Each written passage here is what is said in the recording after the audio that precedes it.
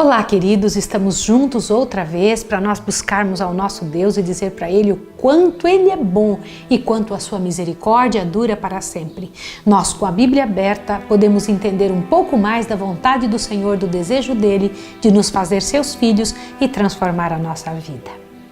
Vamos orar pedindo ao Senhor que nos ajude? Querido Deus e amado Pai, bendito seja o Teu nome pelo dom do Senhor Jesus Cristo, nosso Redentor, nosso Criador, nosso Salvador. Abençoa-nos agora para que possamos entender e precisamos do Teu Santo Espírito, para que nos ensine, para que nos convença do pecado, para que nos dê orientações seguras para estarmos em pé quando Jesus voltar. Em nome de Jesus. Amém. O maior desejo de Deus em relação ao ser humano é trazer o homem àquela condição original, ao que Ele, pela sua graça e bondade, tinha dado para a humanidade, vida e vida eterna. No entanto, quando o homem entrou em dificuldades, foi preciso o plano da redenção. Neste plano da redenção, o homem que havia aceito as propostas do inimigo recebeu de volta a vida perdida pela transgressão do pecado. O salário do pecado é a morte. Lembra disso? Mas o dom gratuito de Deus é a vida eterna em Cristo Jesus. E não somente isso, nós devemos aprender a nos arrependermos. E o arrependimento é Deus que dá. Veja, tudo depende dele. Ele nos concede o arrependimento. Mas eu quero te perguntar mais uma coisa relacionada ao que estudamos na vez passada. Em que medida Deus perdoa e Deus esquece? Em que medida isso acontece? Abra sua Bíblia no livro de Isaías, capítulo 55. Eu quero ler uma coisa grandiosa para que a gente possa iniciar da maneira boa hoje, para que te encha de esperança. Veja em que medida o Senhor pode perdoar e aniquilar os seus pecados, os pecados de uma pessoa. Veja Isaías 55, achou? Isaías, o livro de Isaías 55, o verso 7 em diante disse assim: Deixe o ímpio o seu caminho. Peraí. É preciso que o Senhor Deus receba de nós também algo, deixar o caminho ruim. Deixe o ímpio o seu caminho e o homem maligno os seus pensamentos. Converta-se ao Senhor, que se compadecerá dele, e torne para o nosso Deus, pois ele é grandioso em perdoar. Amém. Louvado seja o nome de Deus, porque essa é a prerrogativa de Deus, perdoar. Você sabe qual é a qualidade e a virtude que nos torna mais parecidos com Deus? Amor e perdão são sentimentos vizinhos, são sentimentos irmãos. Amor e perdão. Vamos ao nosso estudo de hoje, então. Eu quero comentar com você sobre o que acontece quando alguém arrependido e perdoado, qual é o próximo passo, tá bom? Então, o segundo passo, depois de que a gente recebe de Jesus orientações. O primeiro é arrependimento, né? Reconhecimento do pecado, deixar o pecado. E depois, o que é que nós devemos fazer? Vamos ler juntos? Eu tenho algumas perguntas para você. O que acontece no céu quando um pecador se arrepende? Eu sempre gostei desse texto desde que eu era criança. Abra sua Bíblia em Lucas 15. Observa que beleza isso. Eu quero que você leia, mesmo que você conheça esse texto, porque é importante que a gente entenda o que é que acontece no céu junto aos nossos irmãos queridos quando há o reconhecimento de um coração, de uma pessoa que se envolve com o Senhor Jesus e se arrepende. Lucas, capítulo 15, verso 10. Eu vou ler para você. Assim vos digo que há alegria diante dos anjos de Deus por um pecador que se arrepende. Você já se arrependeu? Já mudou de seus maus caminhos? Já pediu ao Senhor que lhe ajude? Já pediu ao Senhor que encha de alegria não só a sua casa, mas também o céu, pelas suas atitudes, pelo seu arrependimento? Sobre essa questão do pecado, Ezequias disse algo muito interessante a respeito do que Deus fez com os pecados dele. Abra, por favor, a sua Bíblia em Isaías 38, vai correndo a Isaías. Vamos dar uma olhadinha o que Ezequias falou sobre o seu próprio pecado e o que ele tinha entendido que Deus havia feito. Acha Isaías capítulo 38, para que a gente possa entender essa visão de alguém que viveu antes de nós e que tem a capacidade de falar a respeito disso. Isaías 38, verso 17, diz assim: Certamente foi para minha paz que estive em grande amargura. Em teu amor abraçaste a minha alma, que não caiu na cova da corrupção. Lançastes para trás das tuas costas todos os meus pecados. Bonito isso, né? Mas você sabe daquele outro verso que diz que Deus lança nas profundezas do mar? Vamos ler juntos isso? Não é interessante a gente saber disso também? Olha lá, Salmo 103. Aí abre a sua Bíblia no Salmo 103. Vamos lá? Salmo 103 é muito interessante porque, como são assuntos de que a gente está acostumado a ouvir, eu quero te mostrar aonde está. Vai lá, abre a sua Bíblia. Vamos ver. Salmo 103, por favor. O verso 12 diz assim: quanto está longe o Oriente do Ocidente, assim afasta de nós as nossas transgressões. É bonito demais isso, né? Não é interessante? Esse é o cuidado de Deus para conosco. Mas uma pessoa arrependida, o que ela deve fazer? Como deve ser o trabalho da pessoa e a ação em resultado ao cuidado de Deus, ao oferecimento de perdão, ao esquecimento de nossa vida e de nossa história. Por favor, observe o que salientou Jesus com relação à conversão. Mateus 18, 3. Abra sua Bíblia em Mateus 18, vamos ouvir a própria palavra de Jesus, o próprio Jesus falando. Mateus 18, verso 3. Olha o que Deus disse aqui. É muito interessante. E disse, em verdade vos digo, que se não vos converterdes e não vos tornardes como crianças, de modo algum entrareis no reino dos céus. O que faz parte dessa conversão? O que é isso? Como explicou Jesus esse nascimento? É um novo nascimento. Observe, por favor, em São João 3. Vamos lá, aquela conversa histórica de Jesus com Nicodemos, onde Jesus comentou, já que nós temos a natureza e nascemos com uma natureza tão ruim, o que é preciso acontecer? São João 3, por favor, observe aqui o que ele disse para Nicodemos, o verso 5.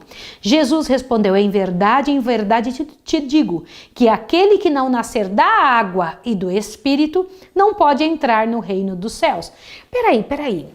Se nós nascemos com uma natureza ruim, o que é preciso que aconteça conosco? Nascer de novo. Nascer como? Nascer da água e do Espírito. O que isso leva você a pensar? Eu sei que você deve estar dizendo, Maísa, você está querendo falar para mim sobre batismo? Não sou eu que estou querendo falar somente. Eu quero sim, mas não sou somente eu.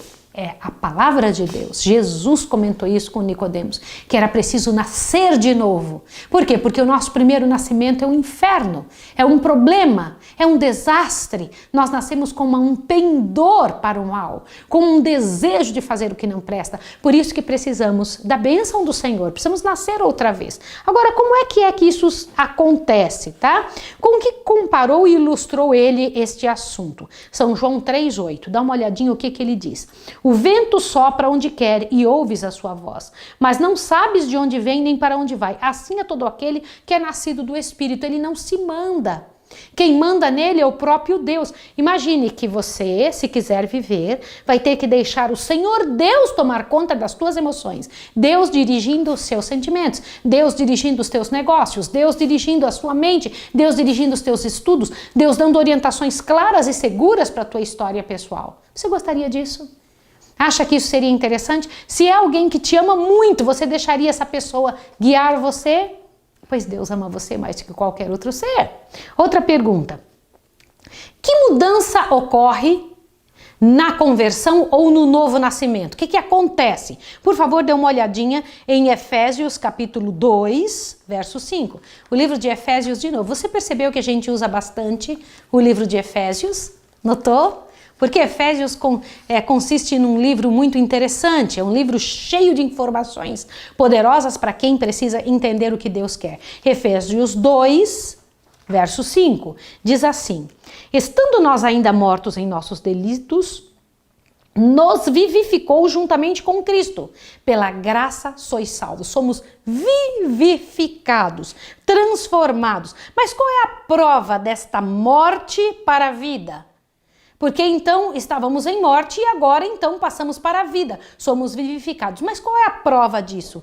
1 São João 3,14. Lá para frente um pouquinho de Efésios, você encontra 1 São João, Por favor, observe o que o Senhor Deus nos ensina. Qual é a prova desse novo nascimento?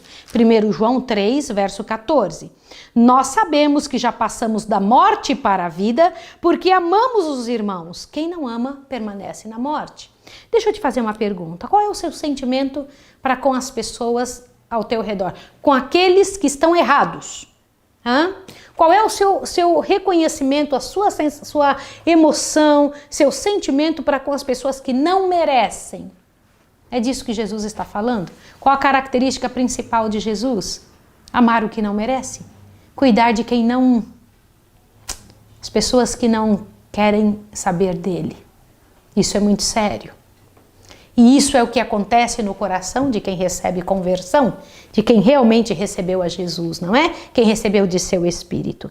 Olha, de que é salvo o pecador convertido? Do que ele é salvo? Dá uma olhadinha em Tiago, capítulo 5, verso 20. Tiago 5, verso 20, tem algo muito interessante. Diz assim: sabei que aquele que fizer converter um pecador do erro, do seu caminho, salvará da morte uma alma e cobrirá uma multidão de pecados. Pessoas convertidas são salvas da morte, tá bem? Avante. Pela conversão, a quem são os pecados conduzidos? Para onde vão os teus pecados quando você é convertido? Salmo 51, verso 10 a 13. Vamos lá. Salmo 51, de novo um pouquinho lá no Velho Testamento. Salmo 51, verso 10 a 13. Tem algo muito interessante e especial do nosso Deus para nós. Olha só, olha o que diz aqui. Olha o que ele diz. 51, verso 10 a 13. Cria em mim, ó Deus, um coração puro e renova em mim o espírito reto. Não me lances fora da tua presença e não retires de mim o teu espírito. Torna a dar-me a alegria da tua salvação e sustém-me com o espírito voluntário. Então ensinarei os transgressores os teus caminhos e os pecadores a ti te converterão. Olha que coisa linda! Que coisa bonita quando nós somos convertidos. Nossos pecados são passados para Jesus e nós nos tornamos para Ele, não é? Olha que coisa bonita, é uma experiência única que acontece com quem recebe este novo nascimento. Mas deixa eu te contar, e o que a gente deve fazer como ordenança do que Deus pede? Abra sua Bíblia em algo interessante, em resposta à conversão, em resposta a este novo nascimento. Como é que isso acontece? Abra sua Bíblia em Marcos 16. Vai lá correndo, Marcos 16. Que ordenança se acha intimamente ligada à crença do Evangelho? Marcos 16. Corre para você poder encontrar e entender esses detalhes tão especiais de Deus para nós. Marcos está um pouquinho depois de Mateus. Você vai encontrar o livro de Marcos, capítulo 16, onde o Senhor Deus, na sua bondade, deixou escrito coisas grandiosas para nós. Marcos 16, verso 15 e 16 diz assim: E disse-lhe Jesus: Ide por todo mundo e pregai o evangelho a toda criatura. Agora o 16. Quem crer e for batizado será salvo, mas quem não crer será condenado. Então qual é o próximo passo? Batismo. Quem disse isso foi o próprio Jesus. Quem não for batizado, batismo é algo importante, necessário, urgente para quem se converteu? Sim, é como se você estivesse amando muito uma pessoa e para provar que a ama, você pede ela em casamento. O batismo é o casamento com o Senhor, é a prova pública do que já aconteceu no seu coração. Mas vamos continuar olhando mais.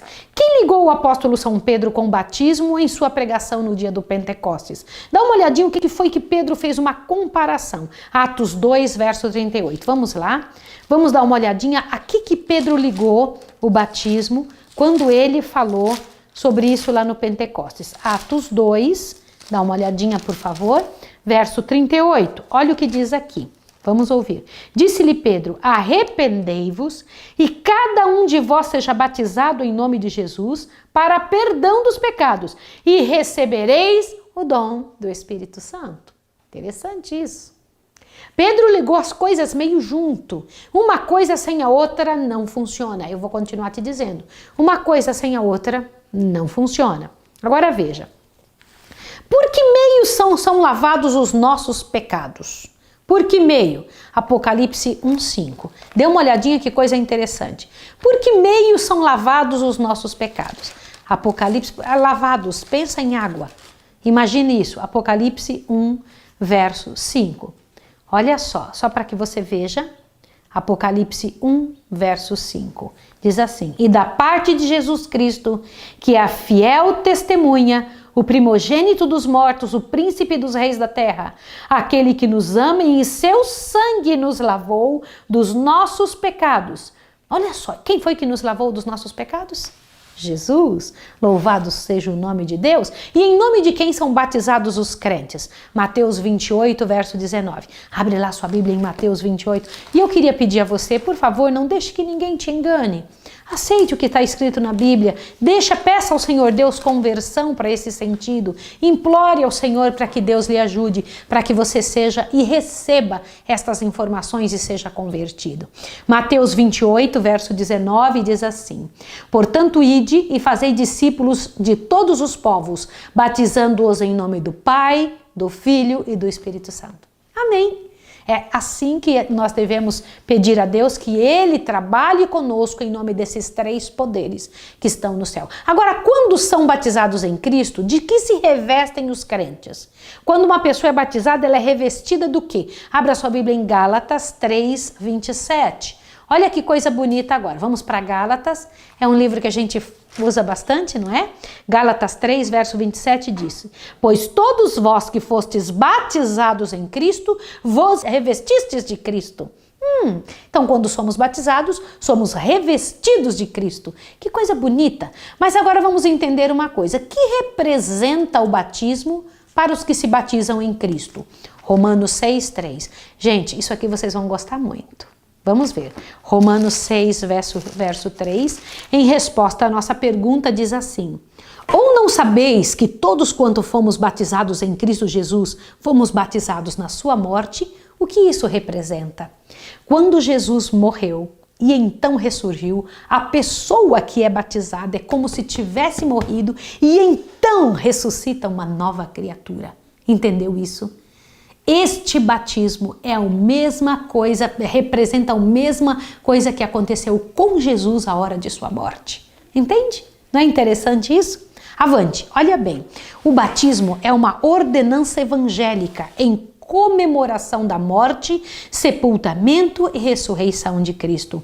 No batismo é dado um testemunho público de que o batizado foi crucificado com Cristo, com ele sepultado e ressurgiu para andar em novidade de vida.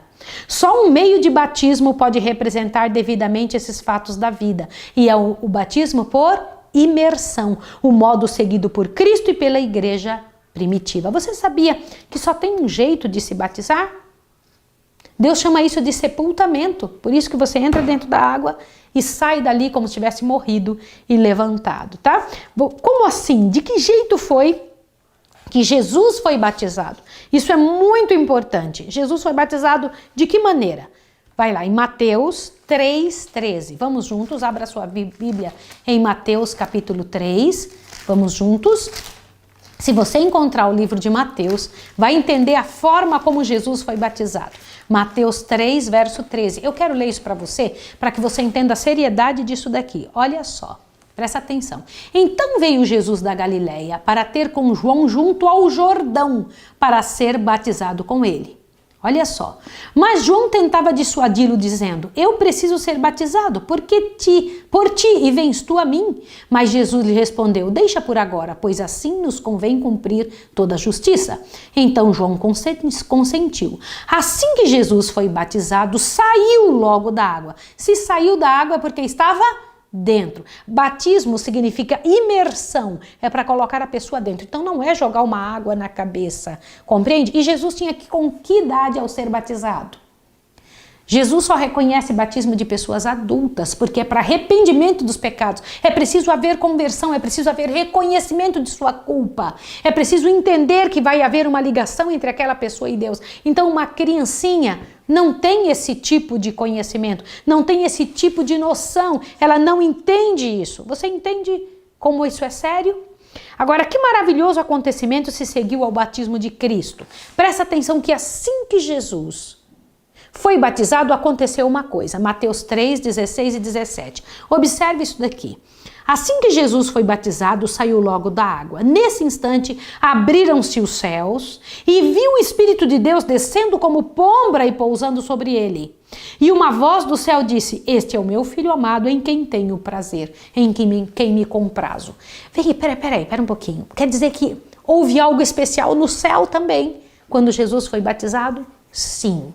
E é isso que vai acontecer com você quando você for batizado. Quando você quiser doar sua vida, quando você quiser entregar a sua história. Esta é a razão pela qual Jesus instituiu o batismo. Para você mostrar publicamente o que tem no seu coração. Mas e se eu não quiser fazer isso publicamente? Lembre-se, não é a sua vontade, você morreu. Quem vive agora em você é o Senhor Jesus Cristo. Se é um pedido dele, temos que fazer, tá bom? Avante, mais 4 perguntas para você entender.